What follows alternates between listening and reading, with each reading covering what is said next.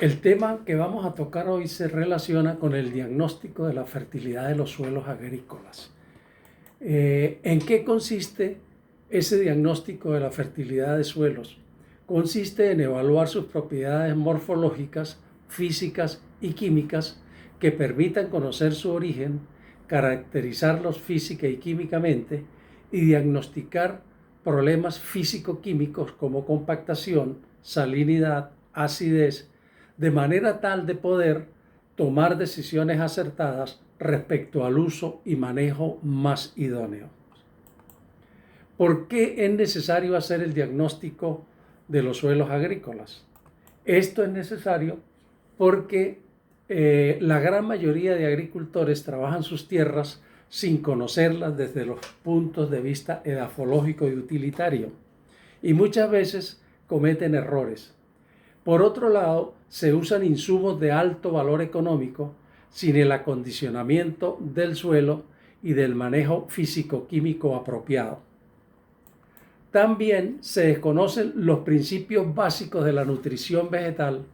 y de los principios de la nutrición de los cultivos que trabajamos, por lo que muchas veces se fertiliza, pero no se nutre a las plantas adecuadamente según su ciclo fenológico.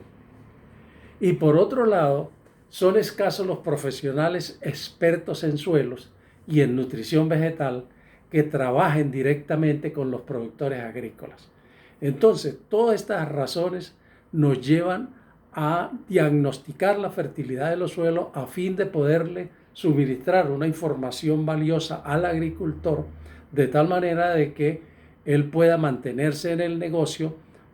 por los ingresos económicos que reciba y porque la calidad de sus cosechas van a ser mejores, dado que en este mercado agrícola hay mucha competencia.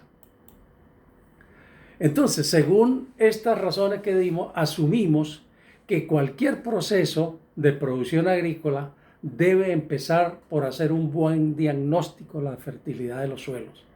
Y ese diagnóstico incluye tanto la fertilidad química como la fertilidad física, siendo esta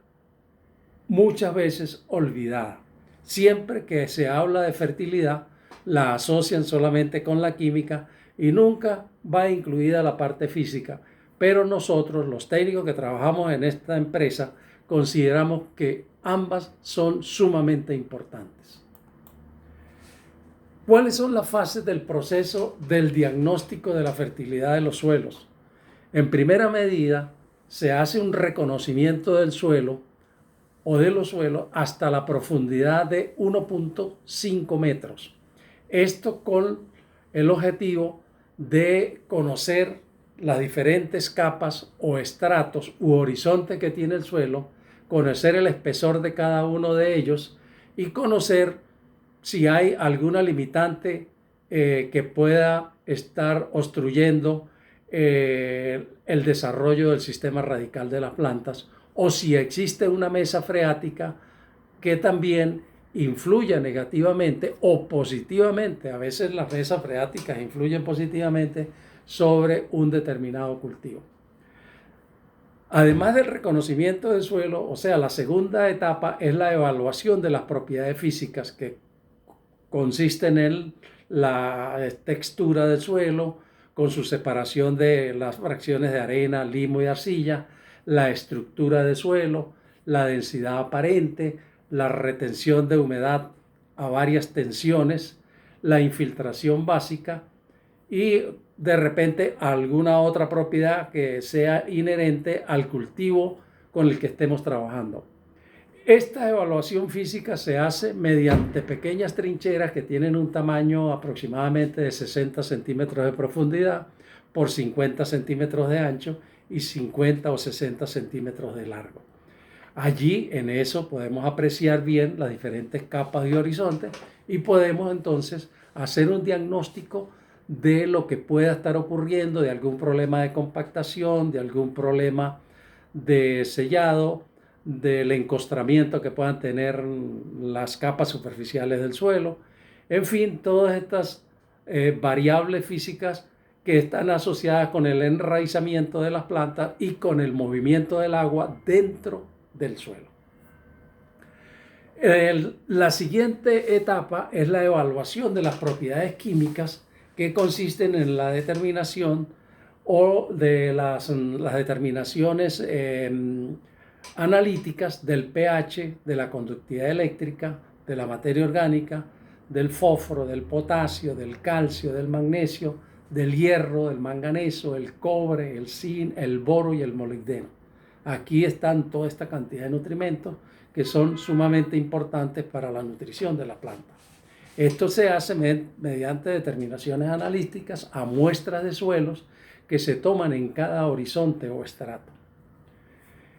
Y la última etapa o la última fase es el diagnóstico físico-químico, que lo hacemos para determinar los posibles problemas de compactación, de sellado, de encostrado, de salinidad, de acidez, etcétera, que puedan afectar negativamente el cultivo con el que estamos trabajando. Entonces, toda esta información que recabamos en campo y en laboratorio nos va a permitir entonces tomar decisiones de qué enmiendas hacerle al suelo, porque al suelo le podemos hacer enmiendas físicas, le podemos hacer enmiendas químicas, de tal manera de acondicionarlo para que reciba la semilla o las plántulas que nosotros vamos a colocar allí para que tengan un crecimiento óptimo y por supuesto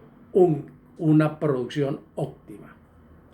Entonces, la primera parte de este diagnóstico dijimos que era el reconocimiento de los suelos. ¿Cómo se hace este reconocimiento de los suelos? Entonces, es identificar en campo a través de las propiedades morfológicas,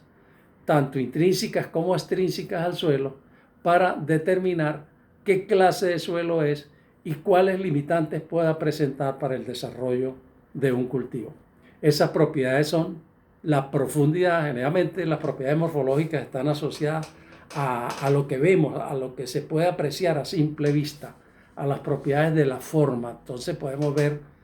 con facilidad algo que es obvio: la profundidad de un suelo, el color, la reacción al ácido clorhídrico al 10%, que es una propiedad que permite determinar si hay carbonatos primarios o secundarios, la presencia de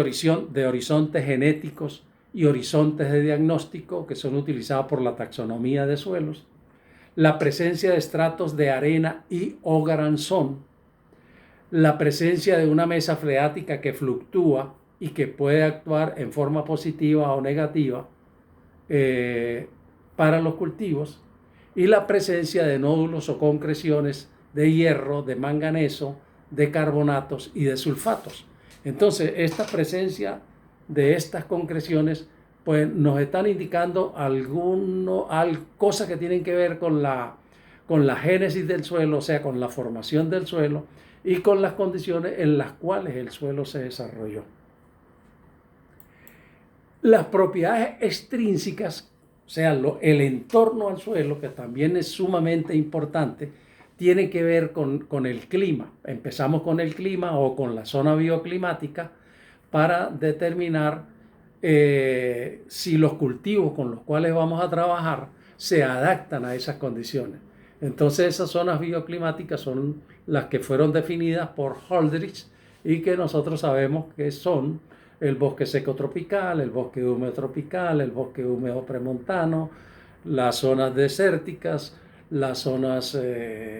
arídicas, en fin, todas estas zonas que fueron definidas por Holdridge y que cada una de ellas tiene unas características que son muy bien definidas y que tienen que ver mucho con la adaptabilidad de los cultivos.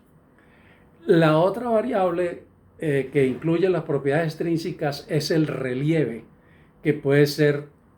una montaña, puede ser el pie de monte, puede ser una llanura. Entonces ese relieve pues tiene sus características y él de alguna manera influye sobre los cultivos con los cuales trabajemos. La otra propiedad extrínseca es la posición fisiográfica y o geomorfológica. Esto está relacionado con las formas de la tierra, en este caso, como se habla, por ejemplo, las napas de playamiento desde el punto de vista geomorfológico, las napas de limo de desbordamiento, las cubetas de decantación, que son las zonas bajas de acumulación de arcilla y donde generalmente el agua se retiene. Fisiográficamente podemos hablar de bancos, de bajíos, de esteros, de terrazas, etc. También evaluamos el grado y la longitud de la pendiente, que son sumamente importantes en la adaptación de los cultivos y en la productividad. La vegetación natural que existió allí o que existe, y el uso histórico, cuál es la historia de los cultivos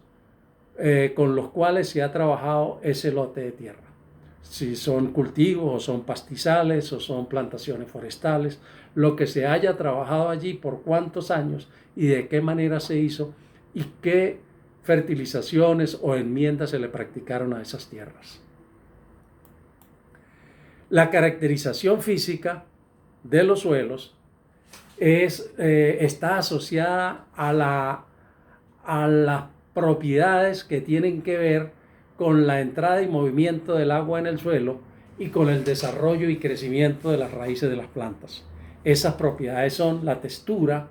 o distribución de tamaño de partículas, la estructura de suelo, la densidad aparente, la porosidad, la consistencia, la retención de humedad a 1/3 y a 15 atmósferas de presión, la infiltración básica y el coeficiente de expansibilidad lineal, que es muy importante en aquellos suelos que se agrietan y que muchas veces le causan problemas a las raíces de las plantas permanentes, porque esas raíces se pueden quebrar o pueden sufrir heridas a través de las cuales penetran patógenos que causan la muerte de esas plantas.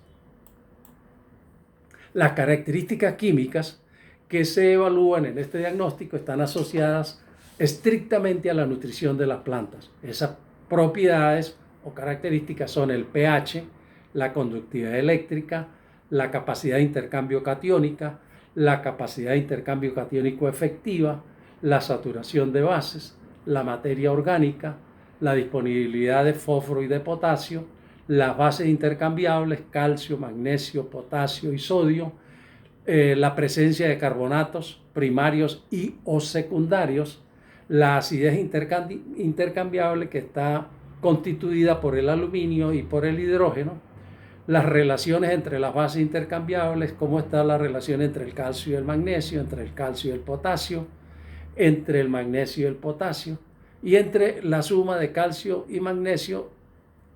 sobre el potasio. Entonces, estas relaciones nos permiten a nosotros determinar los contenidos relativos de un elemento y si hay la posibilidad de que, aún estando presente el elemento en el suelo, la planta no lo pueda tomar porque está siendo bloqueado químicamente por el que domine de ellos dos. Por ejemplo, entre el calcio y el magnesio, si hay mucho calcio y el magnesio, aún estando en condiciones absolutas apropiadas, puede ser que en condiciones relativas no esté en sus mejores condiciones y entonces a la planta se le hace difícil absorberlo. Y muy comúnmente ocurre con el potasio, entre la relación calcio-potasio, porque esas relaciones, cuando pasan de valores por arriba de 20, esa relación, generalmente el potasio queda de una manera no asimilable y entonces nos encontramos que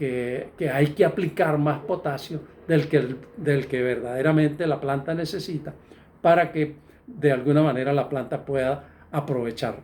el que nosotros le vamos a colocar. Igualmente se evalúa la saturación de acidez, la saturación de calcio, la saturación de magnesio, la saturación de potasio, para determinar hasta qué punto estos elementos están disponibles para las plantas. ¿Qué metodologías se usan en el reconocimiento de los suelos? Volvemos otra vez al reconocimiento de suelos, pasamos porque las etapas son el reconocimiento de suelo, la caracterización física, la caracterización química, y ahora volvemos a ver qué metodologías se usan para reconocer el suelo. En campo, normalmente nosotros utilizamos barrenos utilizamos trincheras, que son unos pequeños hoyos, más o menos de 60 centímetros de profundidad, y utilizamos calicatas, que son hoyos más profundos, que pueden llegar a 2 metros de profundidad. Entonces,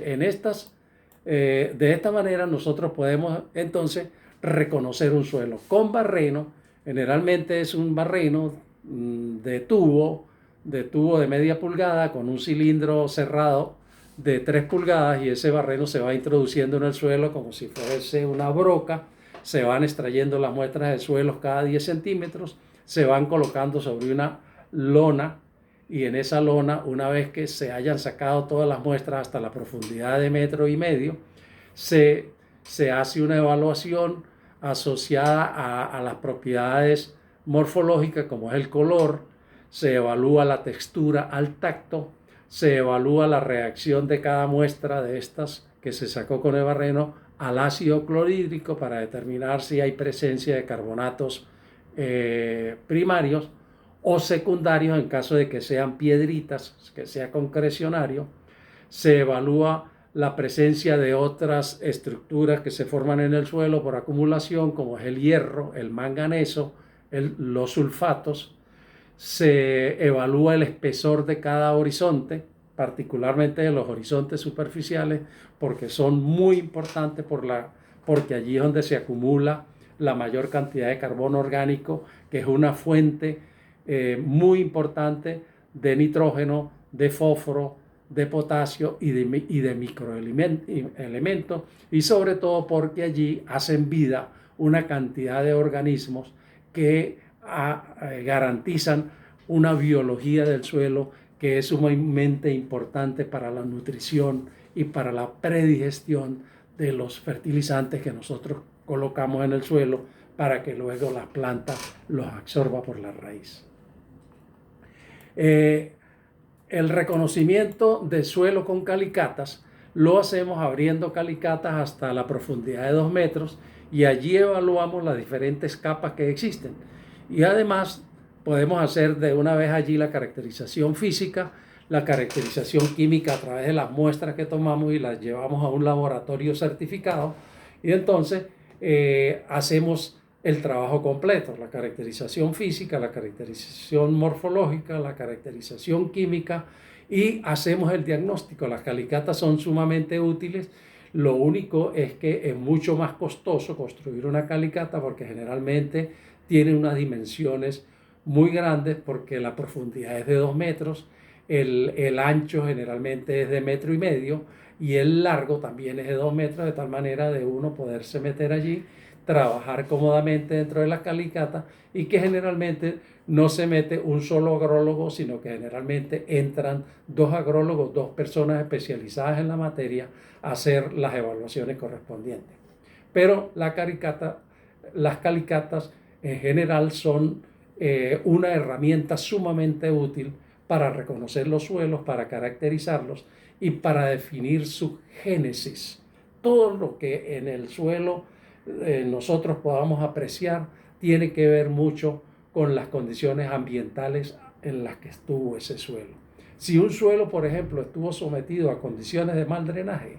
eso aparece allí como una historia de ese suelo, porque ese mal drenaje se identifica con una cantidad de colores de color gris, una cantidad de colores grises, perdón, y de acumulaciones de hierro, porque el hierro precipita generalmente como piedritas de color rojizo, y entonces estas son propiedades que uno evalúa para determinar si ese suelo estuvo bajo condiciones hidromórficas o bajo condiciones de mal drenaje. Bueno, en fin, la calicata es una estructura que nosotros mandamos a construir por 2 o 3 señores con herramientas normales, palas, picos, palines y chícoras, y entonces ellos abren ese hoyo y nosotros nos introducimos allí para identificar todas las propiedades que son importantes. Inclusive podemos evaluar hasta el sistema radical de la planta de cultivo si esa calicata fue hecha dentro del cultivo, y nosotros podemos hacer lo que se llama un perfil de raíces para saber y determinar si las raíces de ese cultivo realmente se están desarrollando bien o hay una limitante que está frenando el desarrollo de raíces, como puede ser un horizonte compactado o un problema de salinidad o un problema de deficiencia de algún elemento nutricional que impide que las raíces no penetren, como ocurre a veces cuando hay deficiencia de calcio. Entonces pareciera que a la raíz le da miedo meterse en profundidades donde no hay calcio. Entonces ella lo que hace que en vez de ir a la profundidad se extiende hacia los lados o se horizontaliza, como nosotros decimos. Bueno, usando trinchera, pues usamos pequeños hoyos. La trinchera es un hoyo, es como una pequeña calicata, pero no llega sino a 60 centímetros de profundidad, y estas son también muy útiles y sobre todo muy rápidas, porque esas las podemos abrir en cuestión de 15 minutos y rápidamente tenemos una información que es muy valiosa, sobre todo cuando trabajamos con cultivos de raíces poco profundas.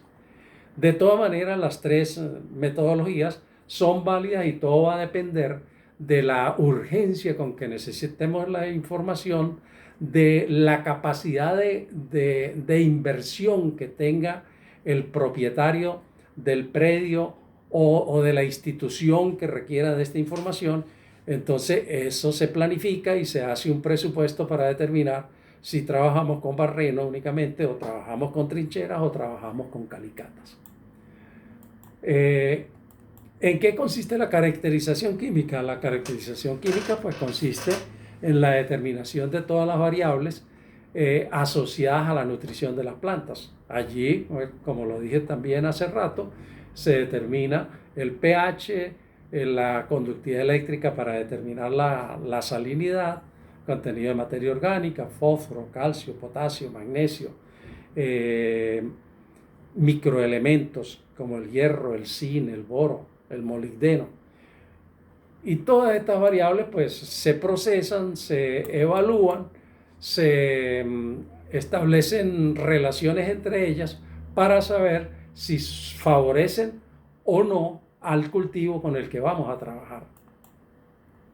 Entonces aquí estoy pasando una cantidad de calicatas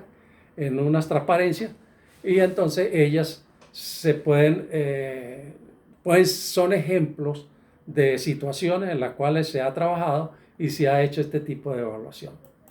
La caracterización física, muy importante también, porque no solo de nutrientes químicos viven las plantas, sino que también necesitan un espacio físico donde desarrollar su sistema radical. Y sobre todo porque el espacio físico está muy ligado, o sea, el espacio físico en condiciones óptimas está muy ligado a que haya una biología del suelo en condiciones óptimas, para que esos organismos, como son bacterias, hongos, actinomicetos, todos beneficiosos, protozoarios, hormigas, comegenes, arañas, lombrices, toda esa cantidad de animalitos que hacen vida en el suelo, puedan, a través de la disponibilidad de oxígeno, tener sus nichos y poder ellos procesar la materia orgánica bruta que generalmente se incorpora al suelo a través de las raíces o a través de la hojarasca o de las ramas que caen de los árboles y de las plantas, para que haya un reciclaje de nutrientes y la planta los pueda volver a utilizar. La caracterización física pues empieza por hacer un tanteo del grado de compactación que tiene el suelo. Generalmente lo hacemos con un cuchillo, una herramienta punzo penetrante, que nos da la resistencia que ofrece el suelo a la penetración. Además de determinar la densidad a través de esa manera, podemos medir la densidad en forma ya cuantitativa, con un equipo que se llama Ulan, que es un martillo de percusión que va entrando y saca muestras de suelos, que luego las pesamos en el laboratorio, las secamos, y el peso seco dividido entre el volumen de suelo que ocupa el cilindro nos da la densidad aparente. Esta densidad aparente se mide en gramos sobre centímetro cúbico. También hacemos pruebas de infiltración para determinar la velocidad con que el agua penetra el suelo. Estas pruebas de infiltración son un poco engorrosas, se hacen con cilindros normalmente de 30 centímetros de diámetro, se entierran en el suelo a diferentes profundidades para poder determinar la infiltración, por supuesto, en los primeros centímetros del suelo, hasta de 0 a 20, después lo medimos de 20 a 40, de 40 a 60, y así podemos nosotros determinar si el suelo tiene una buena infiltración y una buena permeabilidad para que el agua de lluvia y el agua de riego penetren y lleguen a humedecer los estratos de suelo que nos interesan para que los cultivos tengan suficiente humedad. La determinación de la densidad aparente es un trabajo que se puede hacer también con un método que se llama el método del hoyo, que es abrir un hoyo de unas dimensiones cualquiera. Generalmente se hacen hasta 10 centímetros, 10 por 10 por 10 o 10 por 20, se forran con un plástico muy fino, se llenan con agua para medir el volumen que ocupan. Y toda esa tierra que se sacó de ese hoyo se saca sin perder ni un gramo y se pesa después de secado a 110 grados centígrados, y entonces se hace la división del peso seco entre el volumen del hoyo que se midió con el agua, y eso nos da la densidad aparente. La densidad aparente de un suelo normal debe estar alrededor de 1.3 para que las condiciones físicas del suelo sean, vamos a decir, normales. Pueden haber densidades menores a 1 cuando se trata de suelos orgánicos, o pueden haber densidades superiores a 1.3 cuando se trata de suelos francoarenosos o suelos arenosos. Los suelos normalmente arcillosos están por 1.2, 1.3. En el diagnóstico físico diagnosticamos si existen problemas de piso de arado, si existen problemas serios de compactación, porque eso hay que corregirlo. Entonces, ese diagnóstico físico nos puede arrojar que existen problemas de piso de arado, de compactación, de sellado, de encostrado y de pérdida de suelo por erosión.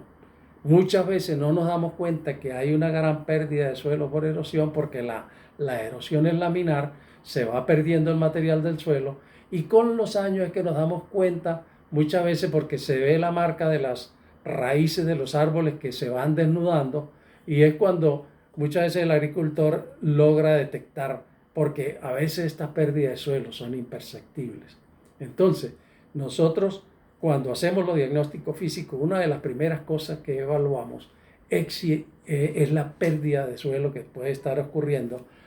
porque las láminas de suelo, el agua superficial, cuando los suelos se quedan desnudos sin cubierta vegetal, van siendo arrastradas por las aguas de escurrimiento. Entonces, este diagnóstico físico es sumamente importante y lo recomendamos hacerlo, porque si no, nos quedamos cortos si hacemos solamente la evaluación química, porque después no tenemos algunas herramientas que son importantes para la toma de decisiones.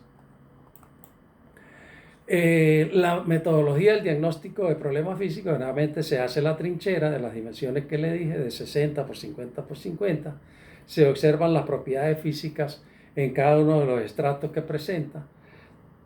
Se hace un muestreo de cada uno de los estratos para medir la densidad aparente y la retención de humedad. Se hacen las determinaciones de las pruebas de infiltración en los escalones que hacemos, porque hacemos como una especie de escaleritas,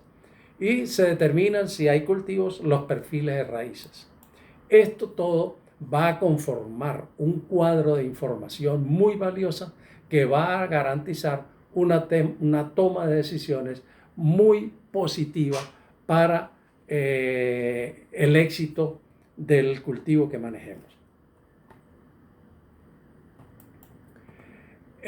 Existe algo que nosotros evaluamos que se llama el impedimento mecánico a la penetración de raíces, y esto lo hacemos con un equipito que se llama penetrómetro. Hay penetrómetros que son, digamos, cualitativos y hay penetrógrafos que son cuantitativos porque hacen una gráfica de la resistencia que ofrece el suelo a la penetración del cono, de la punta cono, que es la que se introduce en el suelo o se trata de introducir para